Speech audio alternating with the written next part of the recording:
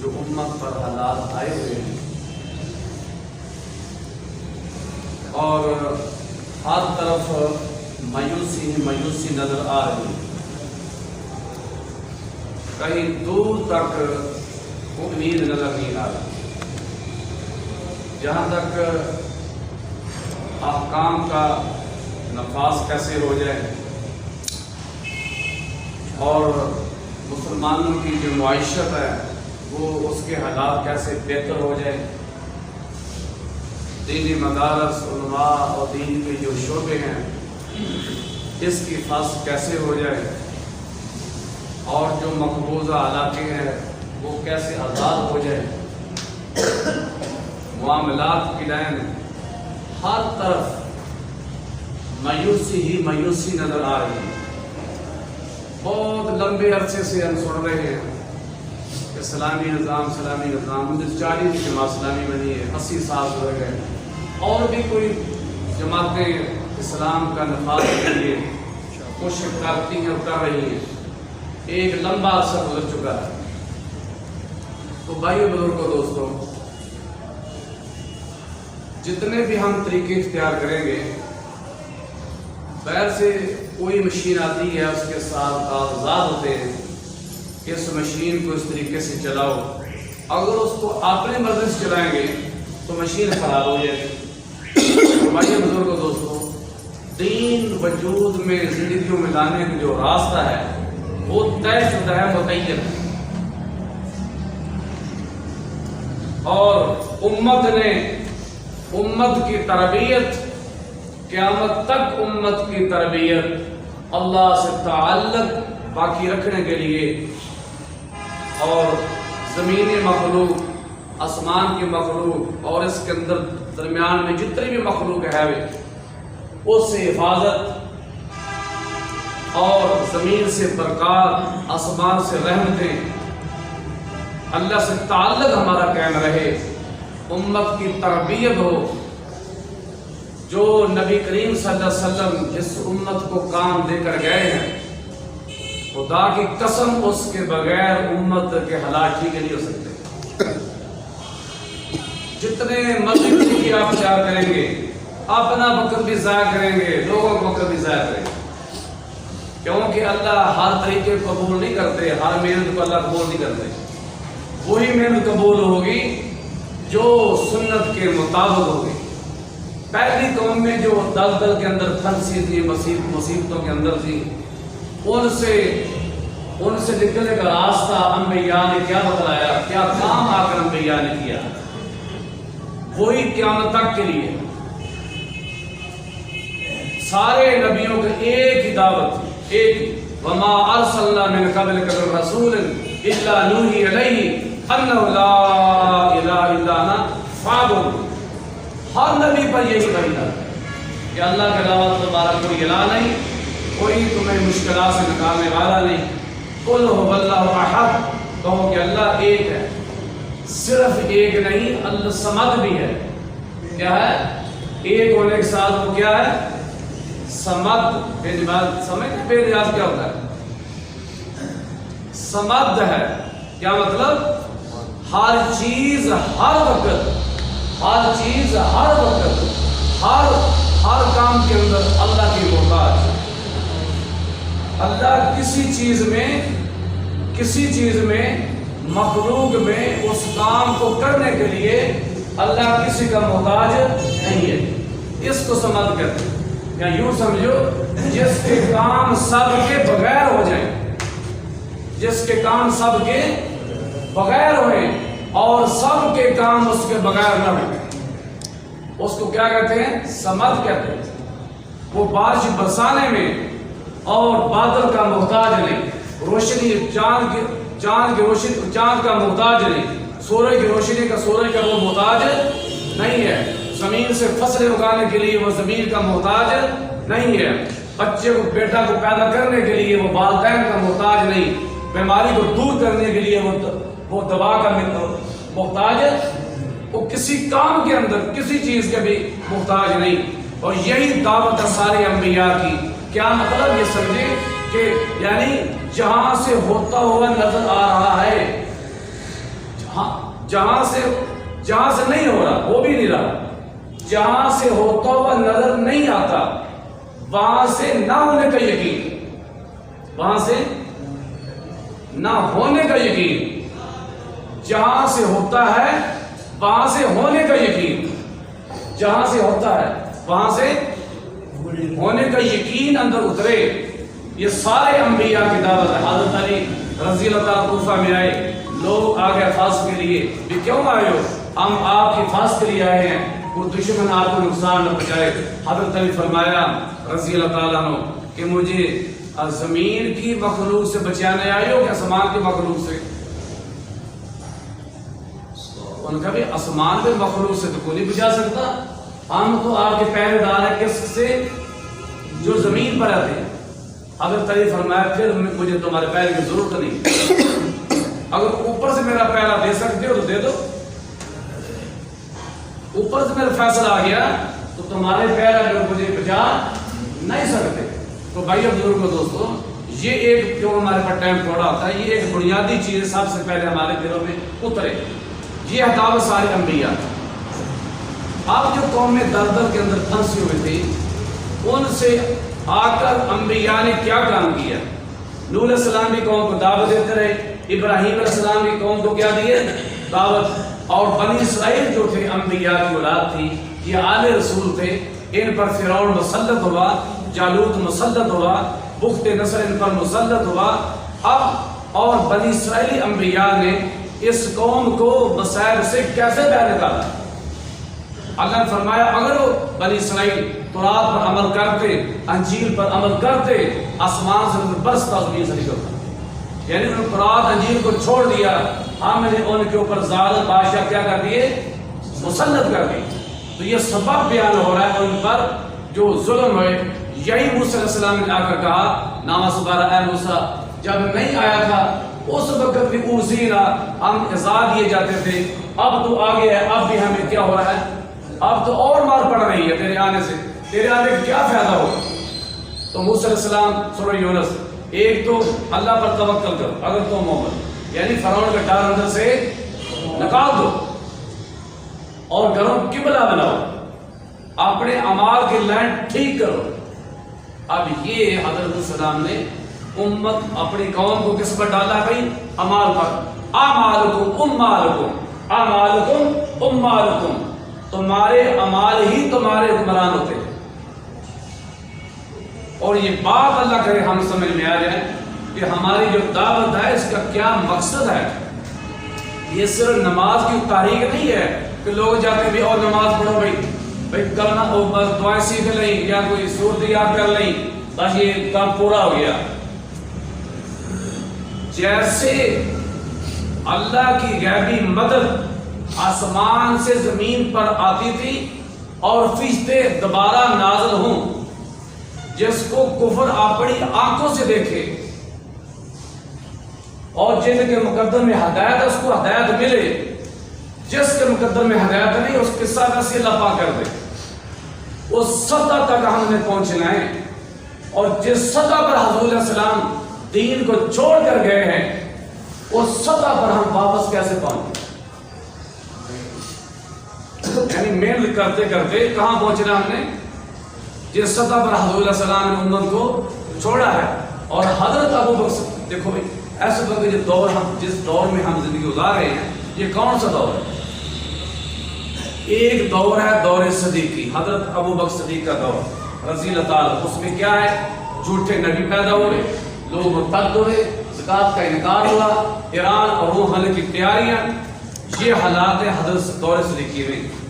ایک ہے دور فاروقی، حضرت عمر کا دور رضی اللہ تعالیٰ عنہ، اس میں فتوحات ہو رہی ہیں، ایران فتح، روم فتح، شام فتح، مال آ رہا ہے، اور مدینے میں ایسے پڑے ہوا مال جیسے منڈی میں آج کل وہ کیا ہوتے ہیں، ہاں ڈھیر اس کے منجی کے۔ آپ یہ بتائیں کہ ایسے وقت پہلے تو تشخیص کریں کہ ہم کس حالات کے اندر، تاکہ دیکھو بات نہیں، ہم آپ لوگ بیٹھے یا مشورہ، ہم مشورہ کر رہے ہیں، بیان وغیرہ نہیں ہے، ہم کیا کر رہے ہیں؟ مشورہ کیا کر رہے ہیں؟ فکر کر رہے ہیں کہ ہماری کیا حالت ہے، ہم کس طرح چل رہے ہیں اور کیا کیسے ہم جس سطح پر حضور علیہ السلام نے امم کو چھوڑا ہے اس پر ہم کیسے واپس آ جائیں، یہ آپ حضرات نے مشورہ دینا چاہیے۔ ذرا توجہ دھیان سے بیٹھیں اور کان کھول کر اور دماغ کو حاضر کر دیں تاکہ بات ذہن میں آ جائے۔ تو دور صدیقی میں تو یہ حالات ہیں، دور فاروقی کے حالات آپ کو بتا دیے۔ آپ مجھے بتائیں آپ کہ یہ کون سا دور ہے، دور صدیقی ہے کہ دور فاروقی ہے؟ جو بھائی کون سا دور ہے، دور فاروقی کہ دور صدیقی؟ صدیقی والا کام ہو رہا ہے۔ دور فاروقی بالکل نہیں، نہ تو فتوحات ہو رہی ہیں اللہ کے فتح ہو رہے ہیں، مال آ رہا ہے، یہ تو بالکل نہیں ہے، حضرت عمر کا دور نہیں ہے، یہ بات واضح کلیئر ہے۔ اب دور صدیقی ہے، جو حالت حضرت صدیق کے دور میں ہوئی اس حالات پر ہم کھڑے ہیں، لوگ مرتد ہو رہے ہیں اور دین ہر شعبے سے اسلامی جو معاشرت ہے یہ تو بالکل ہی ختم ہو چکی ہے، اسلامی معاشرت بالکل ہی کیا ہوئی ہے، ختم ہو چکی ہے۔ اب حضرت صدیق رضی اللہ تعالیٰ نے جس سطح پر دین تھا اس سطح سے نیچے گرنے نہیں دیا، زکوٰۃ، نماز، حج، آپس کی صحابہ کی محبت، الفت اسی طرح قائم رہی ہے جس طرح حضور علیہ السلام کے زمانے میں تھا۔ وہ صحابہ کی آپس کی محبت میں فرق ہے، وہ الفت محبت بدستور اس سطح سے حضرت ابو بکر صدیق نے نیچے گرنے نہیں دیا۔ اور زکوٰۃ کے معاملے میں اور جو جانور آ رہا ہے، اونٹ زکوٰۃ کے لیے، بکری آ رہی، اونٹ آ رہا، اس کے گلے میں جو رسی ہے، ابو بکر صدیق اس رسی کو بھی لینا چاہتے ہیں، اس رسی کو بھی چھوڑنا نہیں چاہتے۔ اتنی کمی بھی ابو بکر صدیق برداشت نہیں کرے گا۔ آج تو رسی کے برابر تین نہیں بچا۔ تو اب حضرت صدیق نے کیا کیا؟ ایک تو انہوں نے نفیر عام کیا، پورا مدینہ خالی کرا دیا، ماں سوائے بچے، عورتیں اور معذور افراد، ان کے علاوہ مدینہ میں کوئی آدمی بچا نہیں ہے۔ اب دور صدیقی ہے تو اسی جذبے، اسی قربانی کے ساتھ دین کا کام کرنا پڑے گا جیسے حضرت ابو بکر صدیق کیا ہے۔ یہ خلافت کی صفات ہیں جو دعوت کی وجہ سے اندر پیدا ہوتی ہیں، اور جہاں نبوت کا آخری کنارہ ہے وہاں سے خلافت کا شروع ہوتی ہے، کیونکہ جو خلیفہ ہوتا ہے وہ نبی کے ترتیب پر کام کرتا ہے۔ کیوں بھائی؟ خلیفہ کون ہوتا ہے بھائی؟ آپ قرآن پڑھیں، جہاں بھی لفظ خلیفہ کا آئے گا تو ساتھ لفظ کون سا آئے گا؟ الارض۔ کیوں بھائی؟ آتا ہے کہ نہیں آتا؟ جہاں سے کوئی عرض پڑھیں آپ، جہاں سے مرضی پڑھو قرآن، جہاں سے لفظ ہے خلیفہ وہاں ساتھ کیا لفظ ہوگا؟ الارض۔ کیا ہوگا؟ وَإِذْ قَالَ رَبُّكَ لِلْمَلَائِكَةِ إِنِّي جَاعِلٌ فِي الْأَرْضِ خلیفہ۔ اللہ کے جو احکامات، ملک ٹوٹ جائے، تباہ ہوتا ہے، ہو جائے، اس کو پرواہ نہیں، نبی کی سنت ہے کہ بیٹے یہ خلیفہ برداشت نہیں کر سکتا۔ خلیفہ اور بادشاہ میں یہی فرق ہے، بادشاہ ملک اور دین تباہ ہوتا ہے، ہو جائے، دین تباہ ہوتا ہے، ہو جائے، لیکن ملک نہ ٹوٹے، یہ بادشاہ ہوتا ہے۔ خلیفہ کون ہوتا ہے؟ ملک ٹوٹتا ہے تو پورا مدینہ لاشیں ہماری دفن کرنے والا کوئی نہ ہو، یہ لشکر اسامہ کا جاگ رہے گا۔ اب یہ خلیفہ ہے، یہ کون ہے؟ خلیفہ ہے۔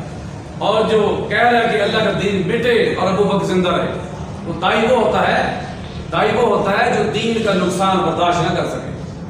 تو بھائیو بزرگو دوستو، اب ایک بات کلیئر ہوگی کہ یہ دور صدیقی، یہ بات واضح ہے۔ اب یہ ہے کہ اب جو کام کرنے والے ہیں وہ کن صفات کے ساتھ ہونے چاہیے تاکہ اللہ کی مدد نازل ہو جو بند ہو چکی ہے۔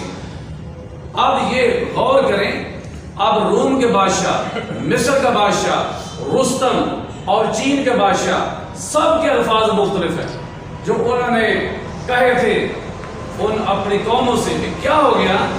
اور ہرکل بادشاہ انطاکیہ میں قیام پذیر تھا، اس نے جب یہ شکست کھا کر بھاگے رومی، اس نے کہا تمہارا ستیہ ناش ہو، کیا وہ جو تم سے لڑے وہ تم جیسے انسان نہیں تھے؟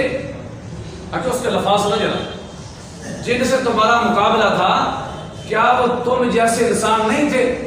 یہ ہمارے جیسے انسان تھے۔ کیا تم تعداد میں زیادہ نہیں تھے؟ ہم تو ہر دفعہ تعداد میں زیادہ تھے۔ تو کیا ہوا پھر؟ ہوا کیا؟ یہ الفاظ سن لو۔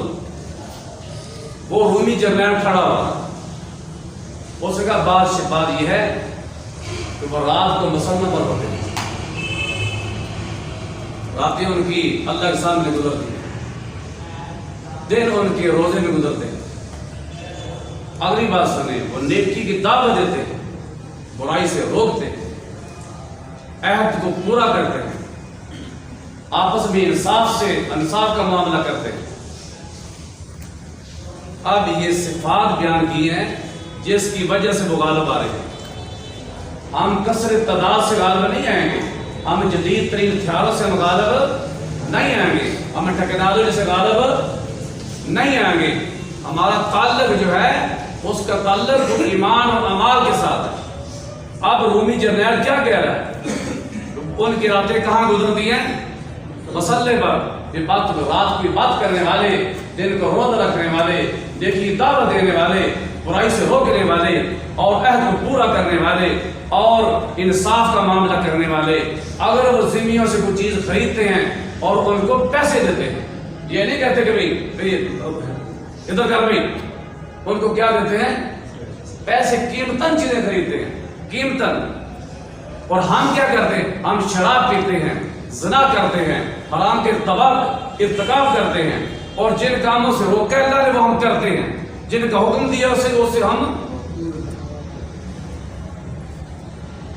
اب یہ کس وجہ سے مار کھائی انہوں نے، اور وہ بھی وجہ بتا دی اس نے، کیوں نہیں؟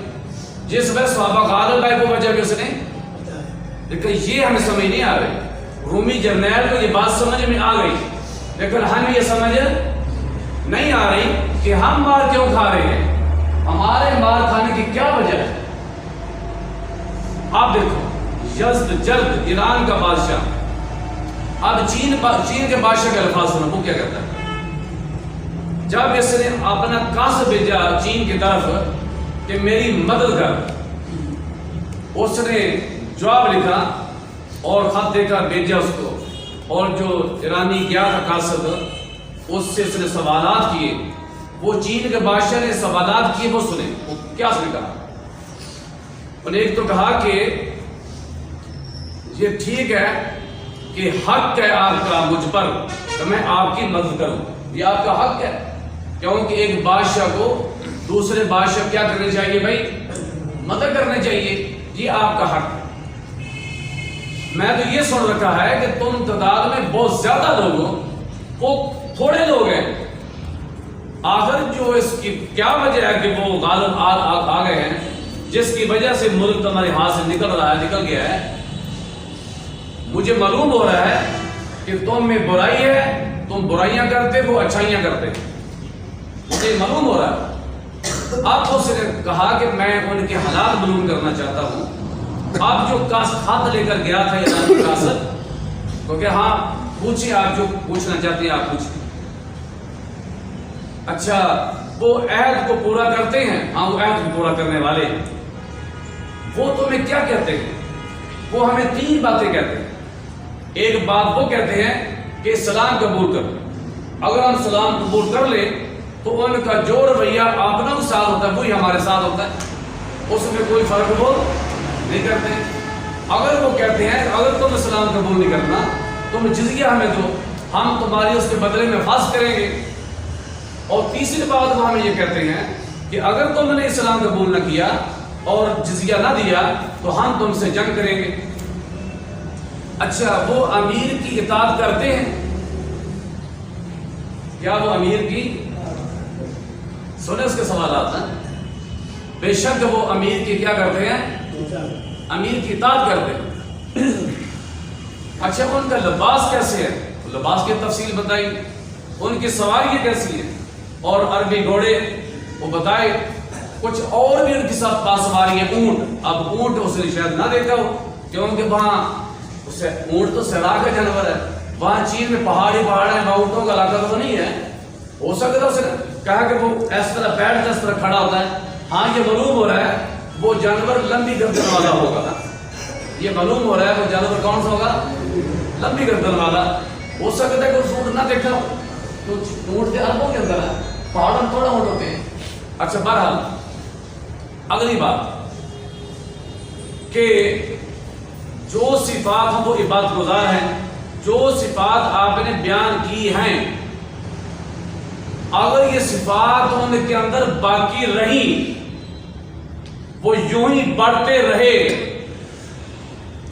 یہ میرا ملک بھی میرے ہاتھ سے نکل جائے گا. یہ ملک میرے ہاتھ سے نکل جائے گا اگر یہ صفات ان کے اندر باقی رہی. اب اس نے کہا کہ میں آپ کو لشکر نہیں بھیجوں گا, بھیجنے تو میں بھیج سکتا ہوں, یہ آپ کا حق ہے. میں جو حالات سنے ہیں لوگوں کے, میرا مشورہ یہ آپ سے یہ ہے کہ آپ ان سے صلح کر لو. اگر یہ پہاڑ سے ٹکرا گئے تو پہاڑ بھی ریزہ ریزہ ہو جائے گا.